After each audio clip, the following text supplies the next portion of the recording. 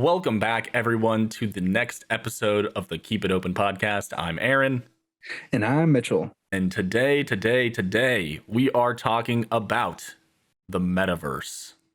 The Metaverse. Almost a part two to our last episode. Yeah, I was going to say the same. It's kind of dovetailing nicely off of our last conversation, which, if you missed it, was about virtual reality. So today we're going to kind of bridge that gap and talk about the rising Metaverse. What it is, what it means, and then also, its connections to things like cryptocurrency and NFTs, which are, going to be a foundational part of the metaverse economy. So, yeah, I'm excited. Yeah, me too. And I as we're recording this, the Meta announcement, I think, was made about a week ago. About a week, yeah. Maybe a little bit more. Maybe a little bit more. Yeah. And so now, people are just now sort of digesting it and kind of understanding what's happening. So we're excited to kind of talk about it. Oh, absolutely. And I'll also note that our last podcast, we talk about a lot of these things. Yeah, you're right, Mitch. This is recorded weeks ahead of the Meta release. Yeah, it's funny. Now that you mention it, I remember sending you the article of the announcement and being like, dude, and you were like, we called it. We kind of did. Yeah, we kind of did. We kind of predicted Facebook's move. Oh, 100%. And, before we jump into this really, robust topic for the day, I got to ask, is it rude? It's always a good question, Aaron. So over the weekend, I flew on a plane for the first time since COVID started. Okay. All right. And, some things are the same, but some things never change. Sure. So I was in the middle seat on the flight. Oh, no. And I'm curious your opinions on the etiquette for the middle seat. Yeah, of course. So when you've got the middle seat, what liberty do you have on arm room, on the elbows, yes. on leg room, how much leg room? And then what about looking out the window? You kind of have to look past the eyes of the person next to you. Right. All those things. So and I'll give you my thoughts first. So when I was sitting in the middle, and I was in between two bigger dudes. Like they weren't like obese or anything, but they're big dudes, and I was probably I'm 5'10" and I'm 5'10" and I was the smallest guy in the row. Okay, got it. So and we had broad shoulders. We all had broad shoulders. Some thick boys, some chunky boys. Yeah. And so I think that they did the right etiquette thing, and they gave me both armrests. So the left and the right, which I agree with. I think that if you're on the window, you got liberty on the entire window side. If you're on the aisle, you can kind of stick your leg out the aisle.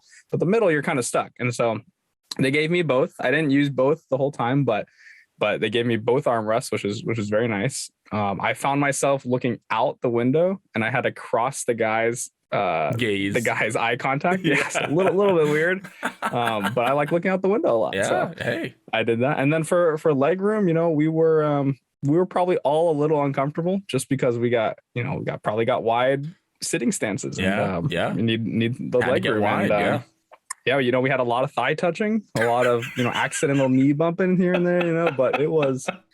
Overall, I think they're pretty good etiquette wise. Sounds like you got a good weekend and didn't really have to pay too much for it. I paid just an arm and a leg for the plane ticket. But... Nice. Got it. An arm, a leg, a knee, an elbow. Yeah. What do you think about that? Well, honestly, I think it varies, but I will say that the middle seat can be precarious, especially depending on who your partners are in the aisle. Generally, what I try to do is figure out who is preferential to what side of their chair. So, if I'm in the middle seat and both people are leaning left, we got an issue. That's rude. You know what I mean? That's rude. 100%. You're giving me nothing to work with here, guys. You know what I mean? Come on. That's just brutal. That is rude. That is 100% rude. Now, if you can come to some sort of unspoken agreement, like you did, with your fellas in the row, then I don't think there's anything rude about, them taking the left armrest or the right armrest, letting you have both. I think that's reasonable because, like you said, aisle seat can kind of eke out a little bit, and then, window seat can kind of lean over there and you're good. You got the wall of the plane, right? The wall of the cabin to support you. So Yeah, I think the only time I would say that it's rude is if they're smushing you like the inside of an Oreo. Mm-hmm. If they're Yeah, using both the both the internal the middle, armrests. yeah, Yeah, armrests, yeah, that's pretty rude, that's pretty man. freaking rude. Now, and let's be honest, man. Flying commercial is never enjoyable unless you're in business class, right? Like it's just Yeah. it's never a good experience. I've really never had a good experience on a plane. My general rule of thumb is to drink the night before, wake up, get to the airport, drink at the airport, get on the plane, drink on the plane, and then fall asleep until I'm at my destination. I do Oh not man. like flying. I've flown quite a bit in my life. I'm not a fan. Jeez. I've Yeah. only been business That's a class. good method. Yeah, right. Basically, just copious amounts of anesthetic until you reach your destination. I have flown business class, first class. I don't even know what you call it anymore, right? I think it's business class now.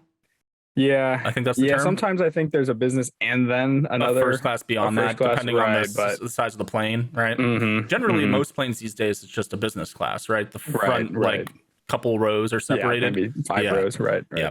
So I flew once growing up, and I haven't flown since. I went on vacation with my friend's family to Bermuda, and quite a well-off family. And we get to the airport. I had no idea. We get on the plane, and we're in like the second row on the plane, like in the big cushy leather seats, right? And I look at my friend's mom, and I'm like, "Really?" She's like, "Yeah." I'm like, "But really?"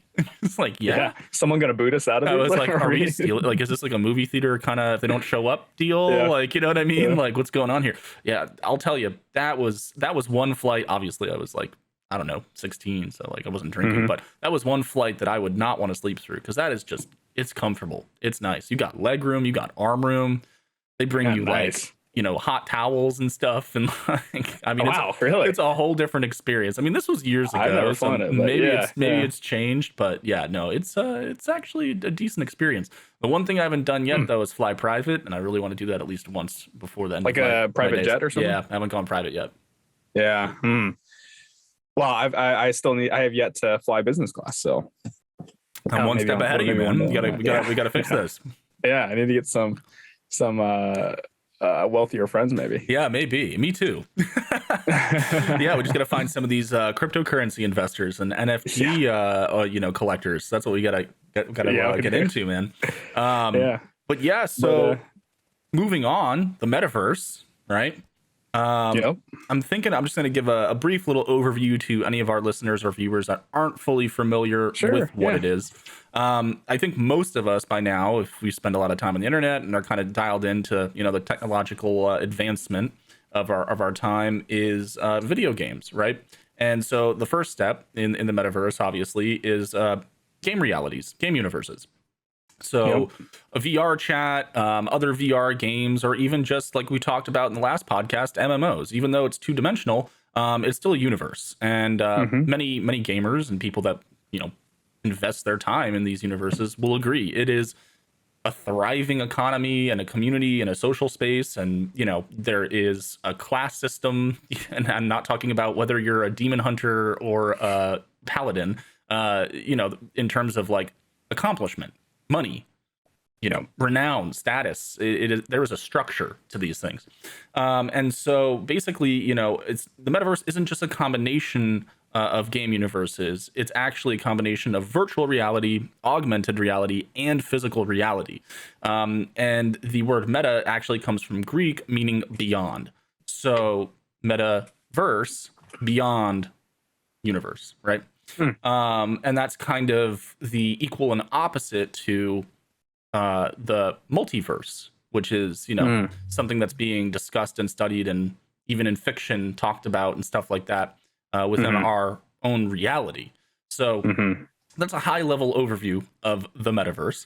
And yeah, we can kind of start to dive into a little bit more about it. So I don't know if you want to start us off, Mitch.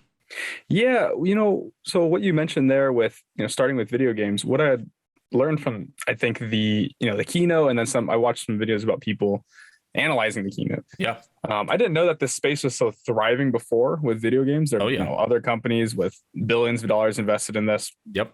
I guess what I'm trying to understand is they're building their own metaverses, right? And then now you've got Facebook, a behemoth comes in and is looking to now build their The version of the metaverse, right? metaverse. The de facto metaverse. And so now, we get to the question of, is Facebook or Meta rather building the brave new world? Facebook or Meta rather is building a world where they define rules, they define not quite laws, but in this virtual world they will be the governing body. No, it's laws. Okay, laws. Yeah, it's laws. And I'll tell you why in a second. Okay. Yeah. They're pushing for a creator-driven space, creator-driven economy. They want people to create. They want to be the platform for other people to create these things. Yeah. But when you control the land that we stand on, when you control the government within this this universe, you control the world, and then when there's real economy attached to that, and real harm and real pleasure and everything associated, you start to control society. So I think that was all interesting to me, knowing that there are these many metaverses that are trying to be built. And Facebook comes in, is trying to giant is stepping into the arena, conglomerate or really bring them under one, and now they're being able to define our new world. And it's very possible that they will have success in terms of maybe gobbling up some of the smaller companies that are building these metaverses, or I don't want to use the word bullying, but influencing others to join Meta, whether it be by check or other methods. But the one thing about a network. Oh, go ahead. No, yeah. So the one thing I want to bring up is, you made a really good point, right? When they have the ability to be the law and enforce the law and define the law, there's one thing worse. They have the power to deny you access. So beyond being able to control what you do and what you make and et cetera, et cetera, et cetera, it's very common in video games for people to get banned.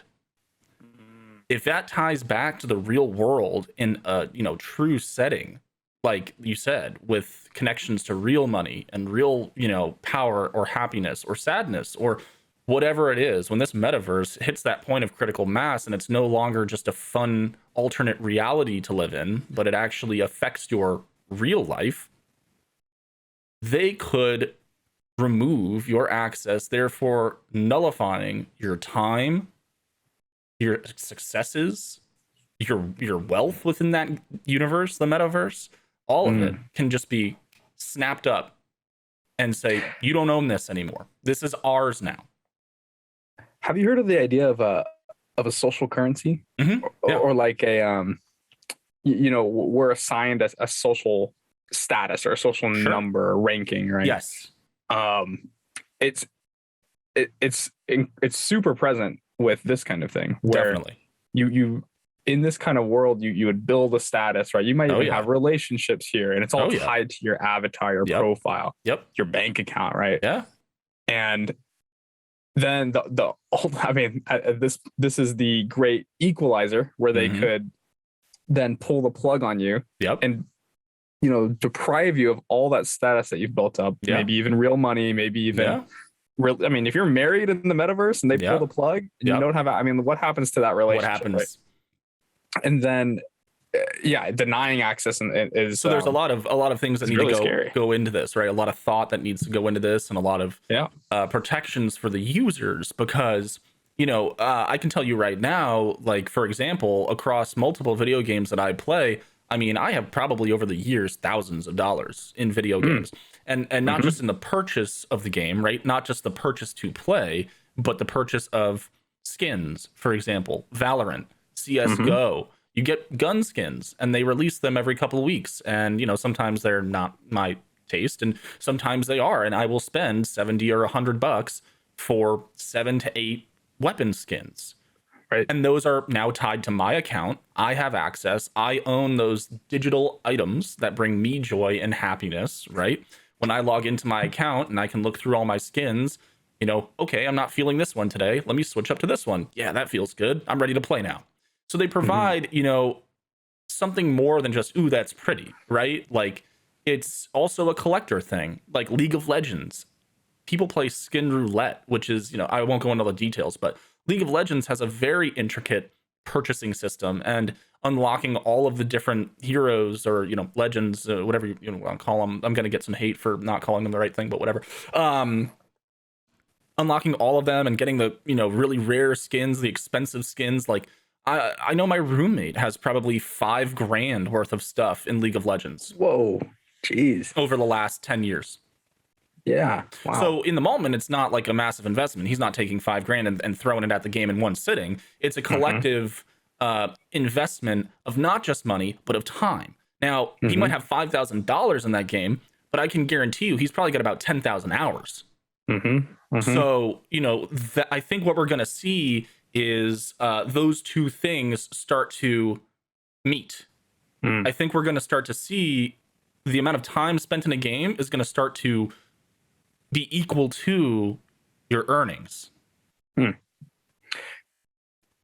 And by that, you mean how in the metaverse, how much time you've spent in this metaverse society, or let's say it starts with a game that will then translate to real value associated with your profile or your avatar. I think so. And I think that that's kind of where we can loop in the discussion of cryptocurrency and NFTs and stuff like that. But, if there's more we want to talk about here before we kind of, cannonball into the pool, we can. But yeah. Yeah.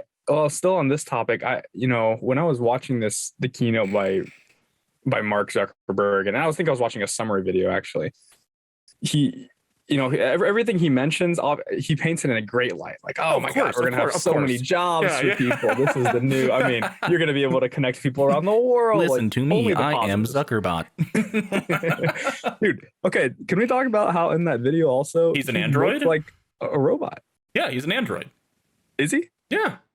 No, in the video or in real life? No, like he's an android. Like it's confirmed. No, I'm just fucking with you. Okay, all right. No, but in the video, he looks like he does. He looks like an avatar. I don't know if it's the shiny skin tone or something, but I think they may have kind of tried to go for that and to like subconsciously get people to like start to accept like a quasi-realistic version of themselves.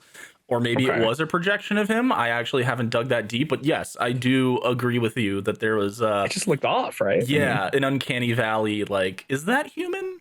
You know what I mean? Yeah, like when you're like questioning it, you're like, my gut's saying no, but yeah, it was just too. I don't know. I know his movements are kind of weird in real life, anyway, but but Android, his movements are just odd. Yeah, Android. Yeah. So what I wanted to, I guess, and this probably ties into the next thing too. Yeah, but, sure. If we think about edge cases, right? That one on one end of the spectrum, nobody's in VR yet, right? And we passed that point. There are obviously people in VR doing things currently. Well, just a quick interlude. Some of our comments on TikTok and Instagram about our previous one about virtual reality. My clip of me saying, "Hey, within the next maybe 10 years, maybe less, this could be the norm," right? People were saying, no, it's happening. It's now. And so, some people already are invested in this. Like some people, this is real to them. Now, obviously, you and I were talking a more of a broad, widespread adoption. Yeah. But, it's, to some people, this is already happening. This is now. So, yeah. And you're right. So, that's one edge case that we're just now dipping our toes into these things from a widespread adoption perspective, right? There's might be some people who are living in this, but where along that line, how many years, how long does it take to get to everybody all the time is in VR? Yeah. We talked about it last time. Maybe you're hooked up. Maybe you've got the headset on 8 to 10, 12, 15 hours a day. Yeah. You're living this, right? You're spending time with friends and you're working in the metaverse. Yep. Is that, philosophically, is that a world that, that we want to be in and be a part of? Well, that also spins the debate off in a whole nother way. If you talk about like civilizations and the tiers of civilizations, and what is it? Kurzgotz has a really good video. I don't even know if I'm pronouncing that correctly. I'll put the link in the description below. But they talk about the barriers that civilizations have to go through to grow or, survive as they expand. And one theory in all of that is that highly advanced civilizations, when they reach a certain point, put themselves into a virtual world where they can control what happens. because our universe is so chaotic and unpredictable, that a virtual world, theoretically, could be a utopia. Because we could make it so without having to answer to the chaotic and unpredictable nature of the universe. Because the universe is cold, let's be real. Right. The universe doesn't care about life, or, you know, how much money is in your bank account, or what car you drive, or how happy you are, or, you know, what you're going to have for dinner. The universe is chaos. So there is a theory that, you know, if done correctly, going into a virtual world is something an intelligent civilization would do, and probably should. Like, to live in a virtual world is probably a lot more efficient than supplying, you know, resources for a $320 million country, or the 320 million person country. And so again, but that's, you know, that's a whole nother sci-fi discussion, right? And I guess, like, the points that come to my mind that I'll just rattle off here is, we would have to construct some kind of structure, like a planet, where we all either have bodies or do not.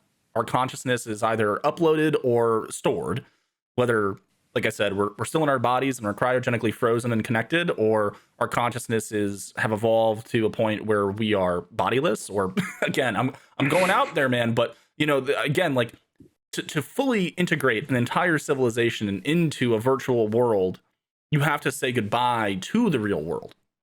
Yeah. So basically, like, you know, we would have to have almost infinite supplies of energy to do that. So we'd have to construct something like a Dyson sphere around a star to harvest just massive quantities of energies over extended periods of time, right? And then we'd have to have a structure that's capable of moving from star to star over time, right? And I mean, this, not a structure, a fucking mega structure. I mean, probably the size of a small planet, or if not medium. And then, all the other technology that goes into it, right? Like, to fully integrate a civilization into a virtual world is a choice, because you're either 1 foot in or you're 1 foot out. If you're 1 foot in, 1 foot out, then some people still have to have jobs that provide the energy and the food and, you know, all the other resources that we need to survive in the real world.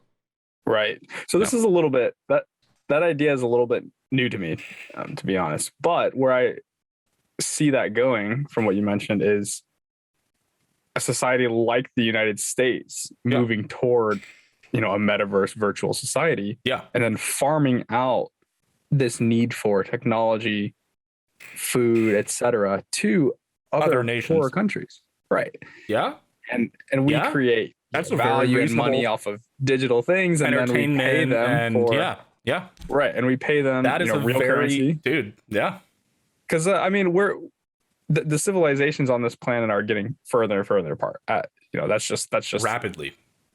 It's just a fact. I mean, the rate at which we're advancing, I mean, versus, you know, some other countries over in Africa, right? And they would need to make, you know, jump leaps and bounds to get to where we're at, and we're progressing further or faster than they are, even though everything's available. And it's, you know, it's sad to say. It's sad to say the way the world works, unfortunately. And it's just, you know, it's a sidebar, but it hurts, man. Like, I think about that stuff probably more often than I should, but it's horrible that as a civilization, as human beings, I don't think that we have crossed the point where we can look around and say we are all the same, regardless of religion, sex, creed, color, everything, putting it all aside and saying we accept each other for our uniqueness and our difference, but we love each other, and we're going to work together for the betterment of everybody. Some people would say that that's communist or socialist. It's not. It's just not. That's just being human. Thank you. That is just being human. And so I think that's also a big impediment in some of the steps coming up for humanity. That gap is going to be exploited if things don't change. Like you said, it will be exploited. And not just, I mean, I can envision a world where it's not even just between the US and other countries. Even within the United States, there are poor states and there are wealthy states, right? And massive gaps in wealth in America. Right. Poor communities and wealthy communities. I mean, I think realistically a next step is we could have this virtual world and then farm out these other tasks, these necessary, what do they call them during the pandemic? Essential work, workers. right? Yeah. Essential Yeah. tasks, essential workers. Yeah.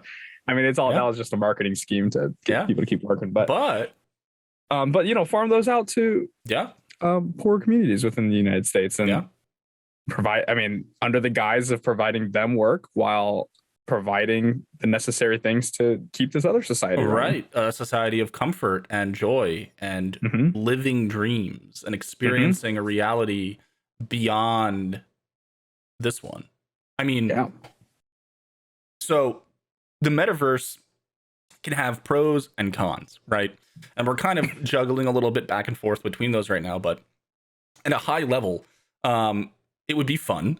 There's no denying that, right? Well, let's talk about the pros and cons. Yeah, exactly. I just kind of wanted to just polarize it real quick and just kind of So on the pro side, it would be super. It'd be fun, right? It would bring people together. It'd be super fun. You'd be able to do things that you could not do in real life, right? Like who knows? You might be able to fly. You might be able to shoot lasers from your eyes. You might be able to travel to an alien planet and ride a dragon. I don't know. Cool shit, nerd shit, stuff that most people don't even realize they want to do until they're staring at it and they're like, holy shit, I want to do that. And then it can improve things, right? So it can improve the work at home. It can improve homeschooling. I mean, imagine, right? Like you're at home, you're working, but you get to go into the office. You see your people, you see, your friends and your coworkers. You get to sit down at a desk and you're in a community, you're in a social setting. You're not just connecting over Zoom in a two-dimensional thing. You are there. So those are some positive things. Right. The other side, not as glamorous. Addiction. People are already addicted to their screens. But even with addiction, I was thinking about this earlier too, about on the negative front. Is addiction, would that even be a problem? Oh, absolutely. I guess I mean, it would be like saying you're addicted to just living life right now, right? Like if more people than not are in this metaverse, living, working, right? And you're just in it 12 hours a day, like maybe you're addicted, right? But you're just in it. And I think the addiction comes from if you're neglecting responsibility, right? The term addiction means in the real world.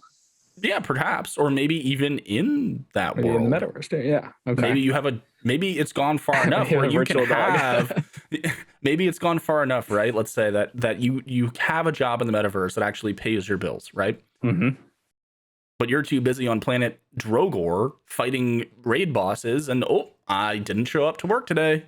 Because you'll be able to do both theoretically in this metaverse. You'll be able to relax and play and enjoy your time and make money theoretically. Right. Now, if the two of those are bridged, like if somehow you can get paid to be some high level questing, in the gaming sector of this metaverse, then cool.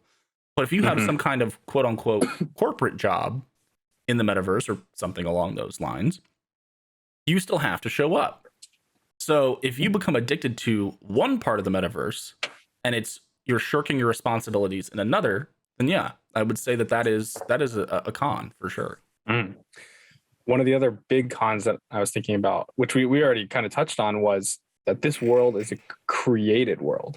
Yes. It's an artificial world that was created by corporations, which are made up of humans.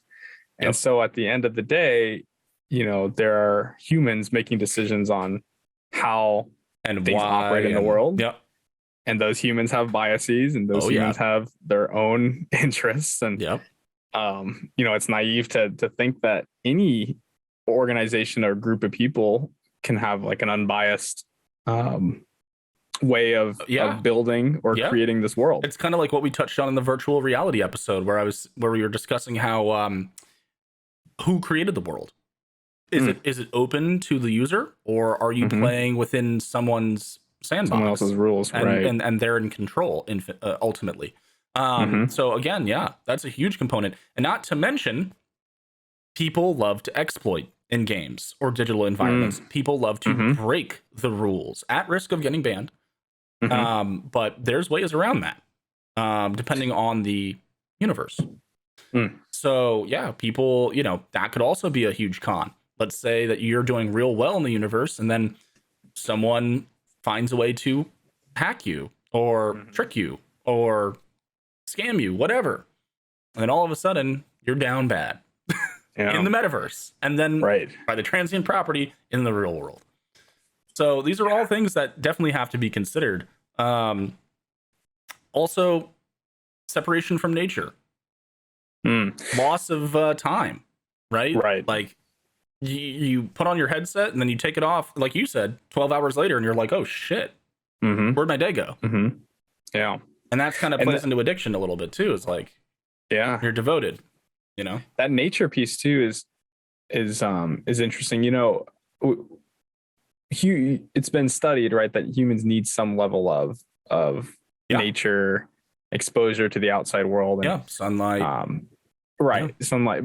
Now, I wonder, how much of that is like tactile and like you need to smell and like feel that, and how much of that is just like, what if you got such a phenomenal sensory experience in your brain that tricked your mind into telling you, does it like actually a placebo effect? I mean, I know that obviously, like, people like me that stay inside a lot and play video games and sit in front of a screen, we have generally a vitamin D deficiency from lack of sunlight.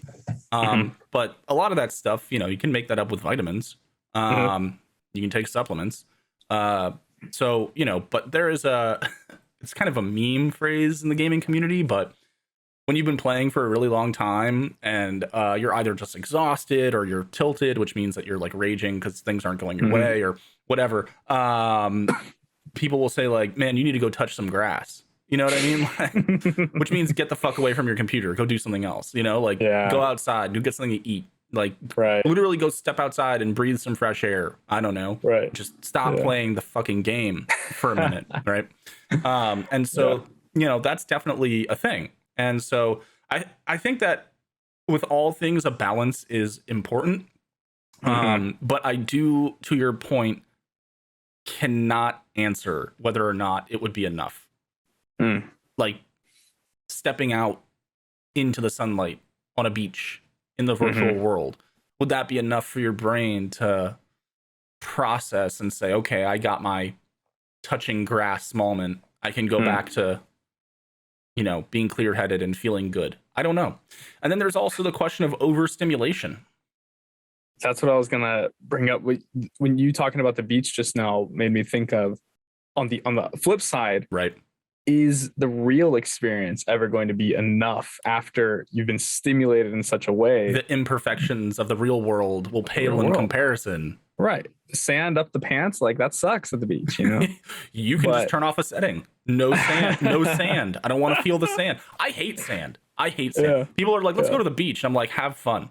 Like, I'll sit inside and play video games. I'll sit in the beach house and I'll cook and I'll drink. And when you guys come back from sitting in the sand, which is horrible, I will serve food and we'll drink and we'll have a great time. Now, I do love the ocean. I do love going in the water, but I hate the sand. Fucking hate it. Anyway, but will that real experience? And I don't just mean nature, right?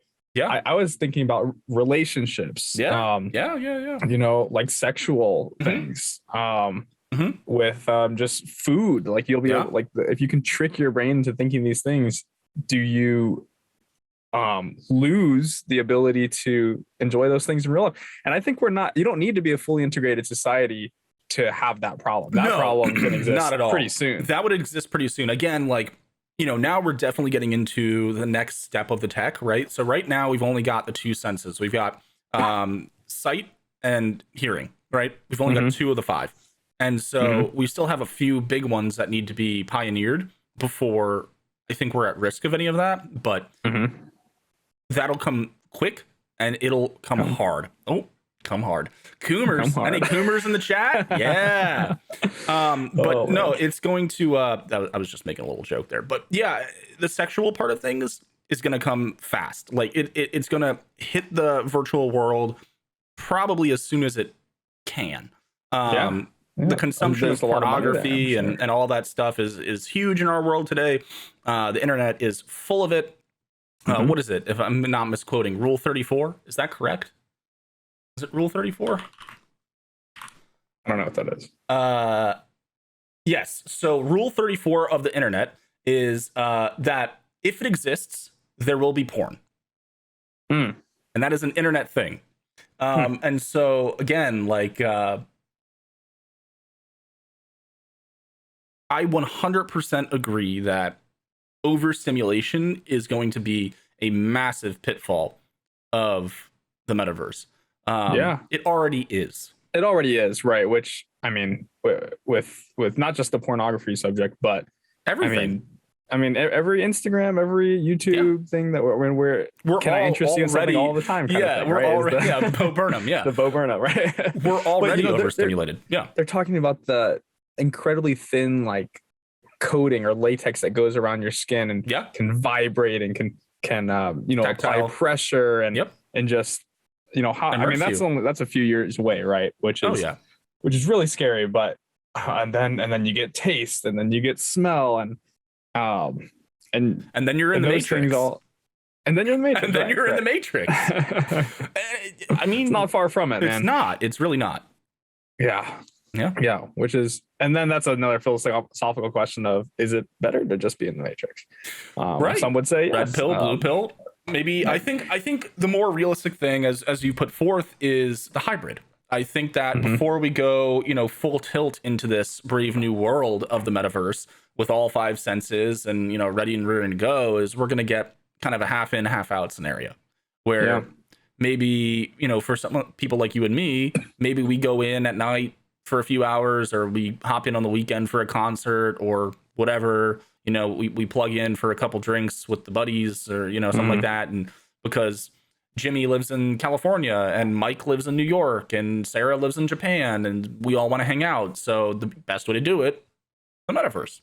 I will say that was one of the biggest pros for me. I mean, there's not a good way to hang out with people who live across the world. There's not like, there's just nothing great out there. I've tried to do like digital happy hours with people. Sure. It works for like half an hour. And then once people get through like their first drink, they're like, I'm going to go to the bar. I'm actually going to go out. Like, then you get to the question of like, why does anybody actually go to a bar? It's not because the drinks are significantly better than at home, but it's like the company, the atmosphere, it's seeing other people. Like, I forget who said it. I was watching a TikTok, and it was I think he was you're a youth. TikTok, jeez. I gotta stay in touch with the times, man. I'm getting old. He was talking about why people have trouble getting up in the morning, and I thought it was really interesting because it was a very instinctual explanation, and obviously there's lots of reasons why it can be tough to get up sometimes, right? But his whole point was it's tough for people to get up in the morning because their body and subconscious knows that it's going to be more of the same. There's nothing unexpected that will happen, most likely, right? So you kind of already know what your day is. You know that you wake up at 7, maybe you go to the gym, come back, make something to eat real quick, sit down at your computer and start work. And then you work throughout your day, you hop into some meetings, maybe some unforeseen requests come in, you have to softball some stuff that you didn't really know you'd have to do that day, but that's not really unexpected. That is expected. That's your job. It's expected that you'll run into those things. Exactly. You might not know what they are, but your brain is aware that it's going to potentially happen. Right. Now, he compared it to being a kid and having a field trip. You were up at 4 in the fucking morning, taking a shower, getting dressed, making sure your shoes were, tied and laced, and you had a nice shirt on, and you had your backpack, and everything was loaded up, and you were at the door by 6 a.m. waiting for mom and dad to take you to the bus or whatever. You know what I mean? You were up before your parents were up, and you had so much energy. It's like, a kid drinking 2 cups of coffee, like just bouncing off the walls. But it was all natural, and it's because your psyche doesn't know what the day holds. That curiosity, that unknown, is what drives people to have energy and to go and do, right? So I thought that was very interesting. And I think that, it's one of those things that's going to be a big draw for the metaverse, is that I don't know what could happen when I put this headset on, or I don't know what could happen when I plug in whatever the interfacing method is at the given time. But yeah, now that's the draw of video games, man. You don't know what's next most of the time. And once you start to know what's next, that's what's called the grind. And that's also in the real world, that's the 9 to 5 grind, the work grind. It's the same concept, just 2 different universes. Right. It's probably the same reason that you're super excited to start a new job, or generally pretty excited to start a new job, and then you're like looking for a new one in a couple of years. Exactly. And that's why something like New World, I dumped 400 hours into that game over the course of the first 2 months it was out. I played a ton every single day. And now I've hit the end game. There's not much there for me right now. There's not more content. So I've hit the grind where you're just trying to max out certain things. Right. That's no longer fun. Some people love to do that, but there's different types of the grind, right? Right. There's the journey and then there's the destination. I'm much more of a journey grind. I like to experience the journey and then get to my destination and say, I made it. What's the next journey? Not, let's I'm at the destination. Boom, boom, boom. And then grind. And then I gotta, because it's most efficient or whatever. Right? Yeah, exactly. Yeah. Yeah, I will say most of the surprises that come as an adult are generally negative, but you're telling me, brother. Oh man. No, yeah. Okay, so should we talk about Bitcoin? Yeah, or not Bitcoin, cryptos, cryptocurrencies. Yeah, I mean, it goes hand in hand. Like, you're not going to be using dollars in the metaverse. It's not going to happen. I mean, it's all going to be tied, in my opinion. I think it's all going to be tied to your, Trust Wallet, your MetaMask, whatever, app they integrate into this stuff. There's probably going to be proprietary coins depending on what verse you're in. I'm already abbreviating it. I'm already creating a slang for it. Jesus.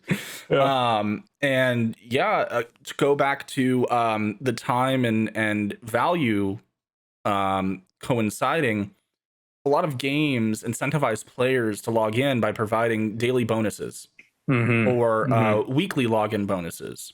Or achievement bonuses for logging in consecutively for 60 days.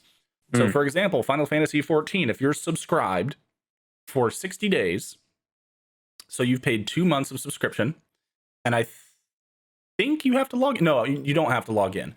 It's you have to have been subscribed for 2 consecutive months.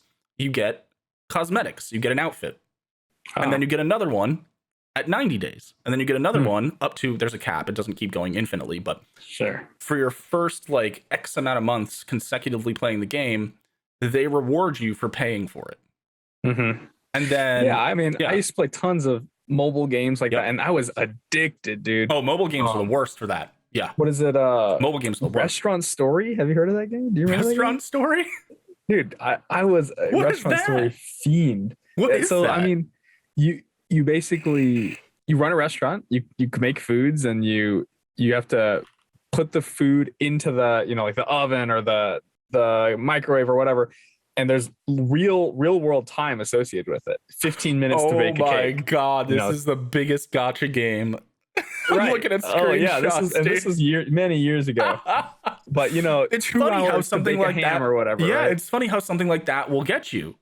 And I was incredibly addicted. But I bet you could use the currency to speed up the cook time, right? Oh, absolutely. You could use the diamonds, which it was like some obscure amount of diamonds for $1, right? Yep. Like 7 diamonds for $1. And then you could use 3 of them to bake your cake immediately or whatever. The thing is it's not obscure. Right. It's the psychological. It's all calculated. It's all calculated. On the back end, they know exactly. You need to buy like 4 sets of diamonds to like actually be successful or whatever. It's not just an arbitrary number. These companies, when they put those things up for sale, those diamonds or gems or gold or whatever to increase or enhance your gameplay, it is all calculated on the back end. They know how many actions per minute you're going to be able to take with that and what dollar value is associated with your success in the game. They know and all what of dollar value is associated with retention too. Like you spend $1, you're probably retained for another like at least 35 minutes or something, right? Yep. Which I mean, I almost paid money. I pretty much never pay money for in-game purchases like that, and I almost did. Yeah. But that's what I mean about the world being created by somebody, right? Because then, let's say that's all. We trade diamonds for cryptocurrency. Yeah. Now it's if you spend X amount of time in this game or log in into this, or not even game, this verse, then you get a certain amount of cryptocurrency. But then you can also have a job that's tied to your cryptocurrency. Right. And so, right. So, and there's probably going to be all kinds of different cryptos or coins that you're going to want to acquire. Amount. Right. So if you have like a quote unquote economy. Yeah, a quote unquote stable job, you might be paid in a coin that is more stable. If you're doing some more fringe stuff, you might be getting paid in a coin that's necessarily not as stable, but can be used for other things. That makes me like buy human body parts or something on the black market. So that makes me question now how much Damn, Mitchell, that got dark, man. That got dark. Well, the only reason is because I think back in the day, man, people used to joke about Bitcoin 10 years ago, but they were like, yeah, I had to use Bitcoin to buy a fake ID. Right. And like people were using Bitcoin to buy sketchy stuff. You don't need fucking Bitcoin to buy a fake ID. Let's be real. The good old American dollar can buy you a fake ID. Yeah. I do agree though, right? It's like, I think the question is, how gamified is it going to be? And what's going to be the distinction or separation? Kind of like I said earlier, like if you can have a job that pays you to support your real life, where's the separation between that and your entertainment in the metaverse? Do you work from 9 to 5, then go kill dragons from 6 to 10? Well, that is the thought, right? Like the hope would be that we retain people so much to the point where they, it behooves the company to have you in as long as possible. Oh yeah. Right? I mean, we already creates more value. It's an attention economy. We already have that now. Yeah. Yeah. Right. Yeah. It's going to translate in there. Yeah. That's what I did bring up the question about advertisements. Oh God, I'm gonna wake up, put on the headset, and just bing, bing, bing, bing, bing, bing, bing, bing. See a Netflix advertisement. Oh yeah, Amazon's gonna be all over that. Facebook's gonna be all over that. Oh my God, Amazon's gonna Bezos be all over is cooming in his pants thinking about it. So is Zuck. You know, I mean, they're gonna be like, how can we deliver you virtual things even faster? Yeah, through Amazon. But you know, I did bring up the thought about government because now this is a new world, right? We're essentially creating a new civilization. I mean, it could be labeled as a state or a country or, you know, a county or a city, whatever. Yeah. But whatever it is, it's going to have, I think it'd be naive to say that it's all Facebook driven or Meta driven, right? It's going to have regulation. Will it? I think so, man. I think once there's real money tied into it, once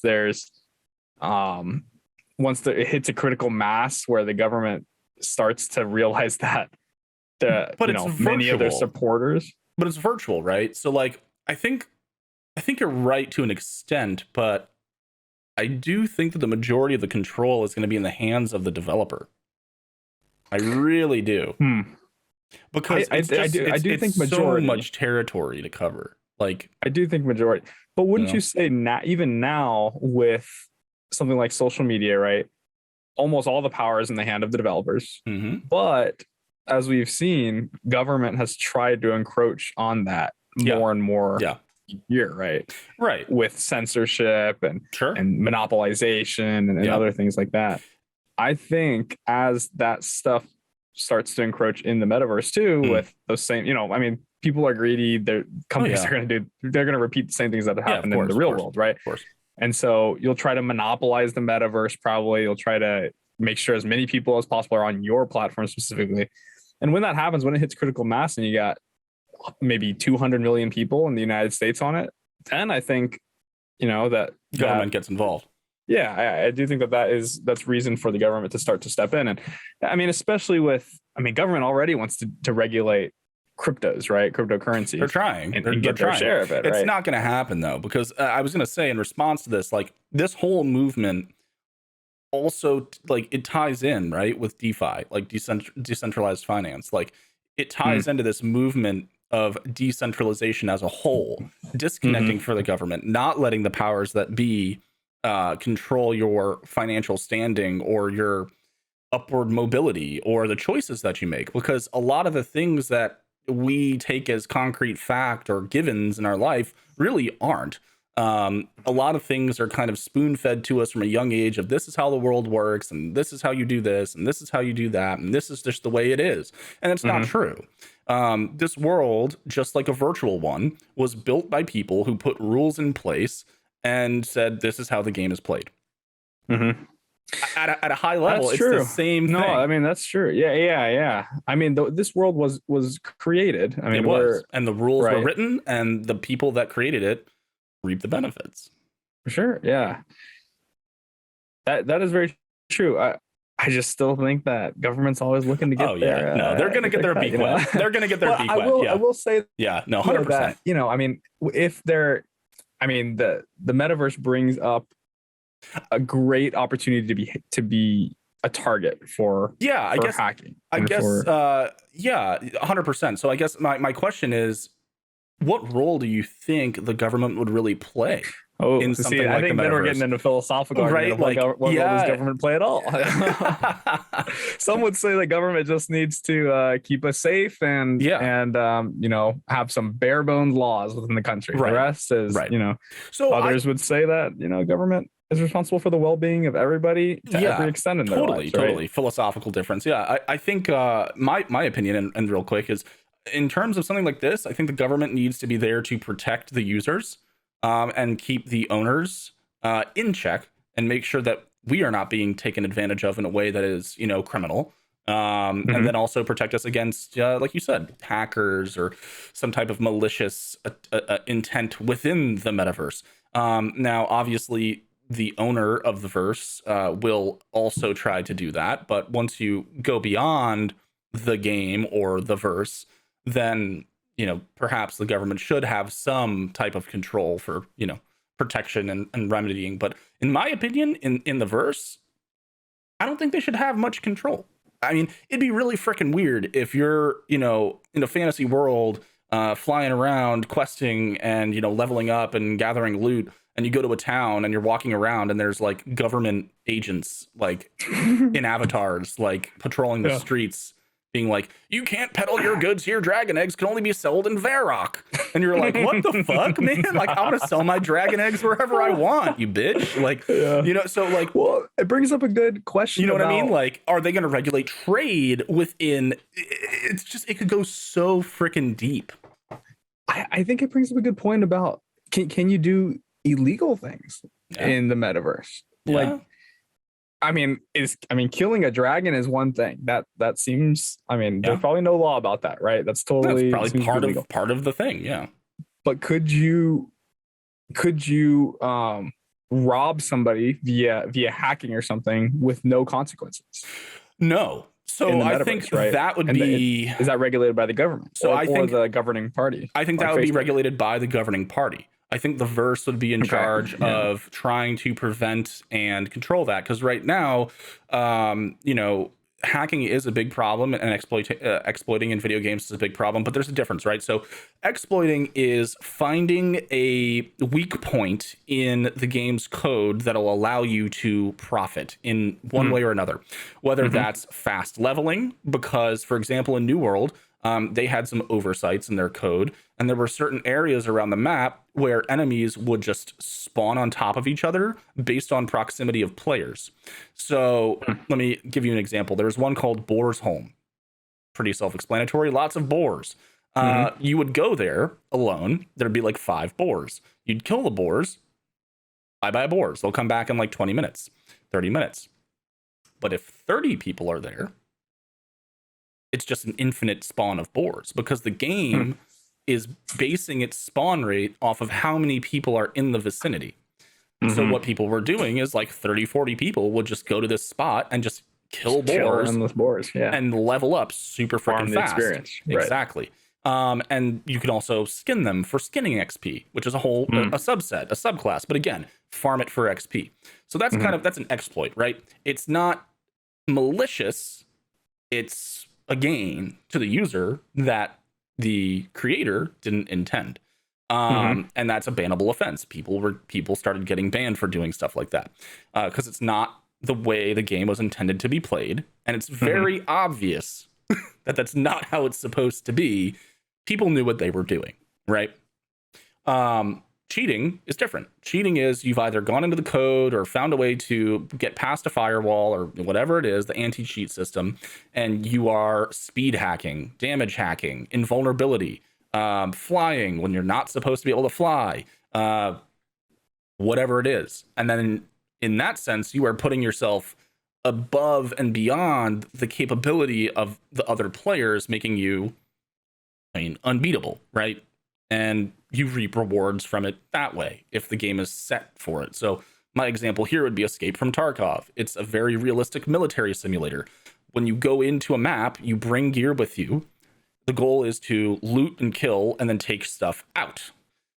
In that game, hacking is real bad because if someone has speed hacking, stamina hacking, so they can, it doesn't really matter. They can move fast as fuck anyway. They're not like trucking around like everyone else. They can, and then they're invincible. They just go around the map, kill all 15 players, and then bounce with all the loot. So you just ruined everyone's game experience, but you're sitting pretty, taking all that gear to the bank. In a verse, that could be, that could ruin someone, right? If it's connected back to crypto or NFTs. If you could break into someone's house and steal their NFTs off the wall.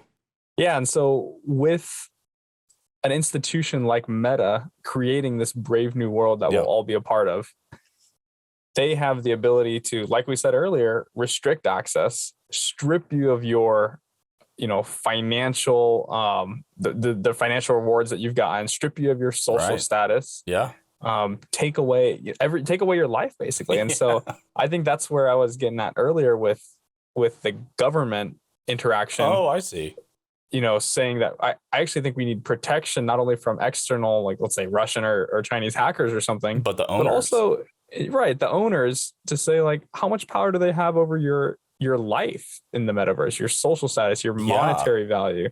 And I think that's where government potentially has a role here. That's a really good point. Honestly, now that I think about it, you're dead on. Do we really want to leave the entirety of that control to the company and say, oh yes, they're benevolent and they're never going to do any wrong or ban someone incorrectly or anything along those lines? Because that's just not the case. I've had friends that were banned from games that they've spent hundreds or thousands of hours in unjustly for saying one thing in chat that was not even that bad, or maybe it just rubbed someone the wrong way or something. But I do agree, especially when that much weight will be attached to these avatars and these profiles, that potentially there should be a little bit more government protection involved, just for that sake. Dude, I'll tell you right now, when the metaverse really hits, like, I'll be a part of it for sure, and I guarantee you I will have either invested money or earned money in it. And if I get banned without a reason and then I can't get that stuff, then I would be a wreck. Who wouldn't be, right? And not to say that government isn't doing that today in this real world that the founding fathers or the older generations created, right? The society today unjustly punishes certain groups of people and certain people in general, and also makes mistakes, just like the developers of a metaverse would. And so I think it's hard to find that balance of, right. And can you do illegal things in the metaverse, and what should be the punishment? And also, again, like, we're also not at the point yet where our technology, our code is infallible. Like, for example, again, I use it as an example a couple times because it's, most recent, but New World, Amazon's game. For all of its successes, it's had a lot of failures. For example, there's an auction house in that game. It's a player market base. You can put crafted items or items that you found in the world, and you can sell them, whether it's food or potions or armor or weapons or whatever. You can put them up for sale. There was a bug that came out in a patch that they used to fix other things that broke the market, where you weren't getting paid on your transactions if you were offline. So things would sell, people would pay, and you wouldn't get the money, but the item would be in their possession. Interesting. Yeah. So again, before we even get to all of this stuff, with a verse that's fully functional and so enticing that you want to spend. Yeah, before we even get there, Economies. the code has to be rock solid. Right. You know, not something that is so fickle and easily exploitable or easily broken. You know, and code is a tough thing to master. So I think we're definitely on the way there. But yeah, I mean, even I think it's good to, you know, it's really good to talk about it now, though, knowing that we're creating this world, right? Oh, it's if we're already, I mean, in the real world, we're generally, when we're having these conversations, we're already in it, part of a society that's functioning with, you know, economies and laws and now, but when we're this is like a master planned neighborhood, basically, like a master planned city, right? Which there, you know, there are a few of those around the world, but I mean, I think to have the foresight, like we have to plan this out really well, because I do think we can adopt the technology and start to get into this slowly, but I think there'll be a point where it's like too late. Like, I would question, like, is social media, like, are we too late on social media? Like, how much detriment has that caused? We have to run a lot back. I mean, another thing about Meta that we just didn't really bring up here, and that I will briefly, because I don't really want to get bogged down in this, like, to be honest, but I mean, Meta was a publicity stunt as well. Now, I know they needed a brand relift. They needed it out, So, well, that is very true. That is very true. Yeah, and so, while, you know, it's all well and good that they're trying to do something so forward thinking, which I will commend them for that. I mean, it is a huge undertaking, and it is definitely the next step for, you know, the internet and the information age. I mean, it was a publicity stunt at the same time. The timing was not random by any means. So one thing I do also want to bring up, and I will link it here in the comments, is UPenn, University of Pennsylvania, did a law review in April of 2018 about law, virtual reality, and augmented reality. And it's quite a long document. It's 88 pages.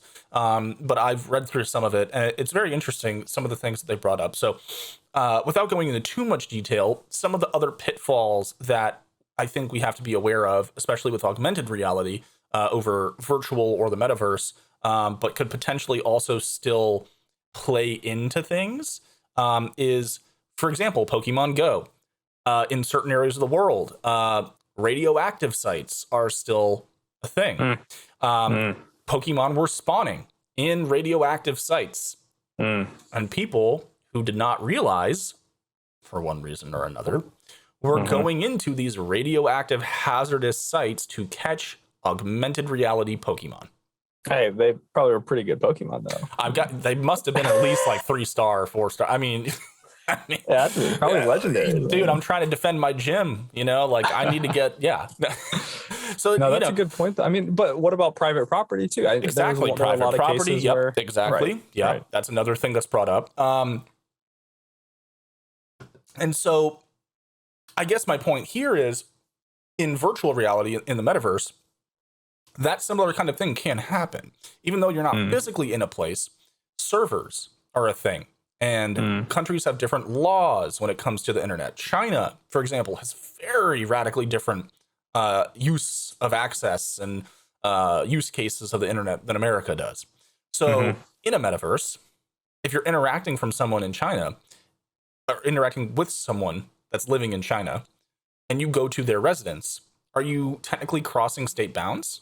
Like country boundaries? Are you going international? Or is it kind of like, you know, open waters, international waters? Is it based on where the host server is, or is it based on where the avatar is located? Again, all these things, right? Like, it's to your point. I think you bring up a really good point. Where do the governments get involved? How do they get involved? How much do they get involved? You know, it's quite mind-boggling to try to think about it all, because, you know, it's a universe. I mean, we're talking about another reality. It's going to have all of the nuance and all of the detail of this one and more. So, you know, I mean, I don't know, Mitch. I think we got to keep this one open. What do you think? Keep it open, man. We're in for a whirlwind. Oh, yeah. I mean, I'll wrap it up by saying I'm just so excited to see where it all goes. It's going to be exciting. It's going to be so exciting. I think at least, you know, definitely in the first few years, there's so much exciting innovation that's going to happen. It's going to be pretty much all good, man. Yeah. I think it really is 5-10 years from now when we start seeing some of the downfalls. So, yeah. I'm really optimistic for at least the next few years to see where everything goes. It's so cool to see. Yeah. I think maybe on the next one, we should talk a little bit more in depth about NFTs and crypto. And kind of talk about how that will play into all this stuff and a little bit about that landscape. Because I personally have been getting into it a lot. I still don't understand a ton about it, but I've been trying to educate myself. And I think it's really interesting and will tie back to this conversation. So, you game? Yeah, that sounds good, man. I don't know a lot about it either, but I'll do some research. Yeah, no. And again, like you said, thinking about this stuff now is good to do because 5 years from now, I mean, it'll be too late. I mean, we're creating the world right now, right? Exactly. So, well, cool, man. All right. Another good conversation. Another great one. Again, I love this conversation. I was stoked on this one when we decided to talk about the metaverse today. Thank you guys for joining. As always, if you enjoyed the content, hit the little button below on YouTube, follow on Spotify or Twitter or Instagram, blow us up on the socials. We want to get the word out there, and we'll see you on the next one. Thanks, everybody. Later.